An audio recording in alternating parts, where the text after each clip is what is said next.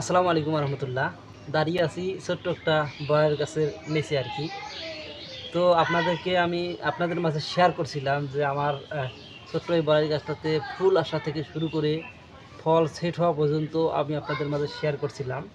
এখন যেটা শেয়ার করতেছি সেটা হচ্ছে আমার এই ছোট্ট বড়াই গাছটাতে বড়াই কিন্তু পেকে গেছে। এই যে এখন আমি আপনাদের মাঝে শেয়ার করব যেটা সেটা হচ্ছে আমি এখন খেয়ে আপনাদের মাঝে এর স্বাদটা শেয়ার করব।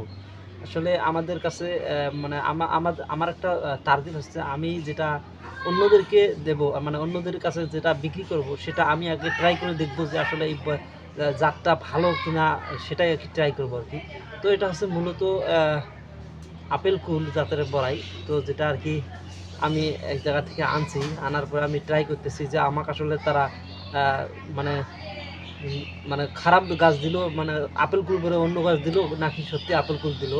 তো সেটাই ট্রাই করার জন্য, যদিও এই ছোট্ট গাছটাতে ফল নেওয়া আমার ঠিক হয়নি, তারপর আমি কয়েকটা ফল নিয়েছি। যে দেখেন, একটা দুইটা তিনটা চারটা পাঁচটা ছয়টা আরও ছিল, সেগুলো ছোটো বাচ্চারা ছিঁড়ে ফেলছে।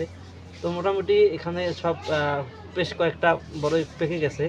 তো একটা ছোট্ট একটা বড়াই আমি আপাতত ছিঁড়ে মানে খেয়ে দেখি আর কি। এখনও কিন্তু সেরকম কালার আসেনি, যদিও আমি এই গাছটাতে সম্পূর্ণ মানে কোনো প্রকারের রাসায়নিক সার ব্যবহার করি নাই। সম্পূর্ণ জৈব কৃষিতে মাধ্যমেই এই গাছটাতে আমি করেছি, ও মানে সেট করেছি। যদি অন্য কিছু ব্যবহার করতাম, ঔষধ কীটনাশক যদি ব্যবহার করতাম, তাহলে এই ফলটা আরও সুন্দর, মানে আরও কালার আসতো আর কি। তো এখন একটু খেয়ে দেখাই আপনাদের মাঝে। মোটামুটি দেখি একটু খেয়ে, বিসমিল্লাহির রহমানির রহিম।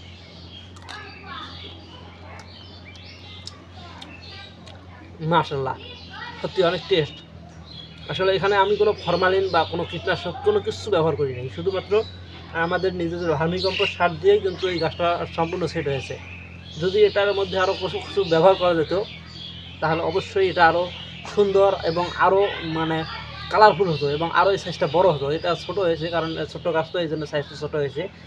যদিও আমাদের এই গাছে এতগুলো বড়াই নেওয়া ঠিক হয়নি, তারপর নিয়েছি শুধুমাত্র আপনাদেরকে দেখানোর জন্য যে আমাদের কাছে যদি নিতে চান তো এই হচ্ছে বড়াই গাছ, তাহলে আপনাদের কোনো আর সমস্যা হবে না। আমরা যেটা দেবো সেটা একদম পিওর আপেল কুল বড়াই এবং বল সুন্দরী বড়াই।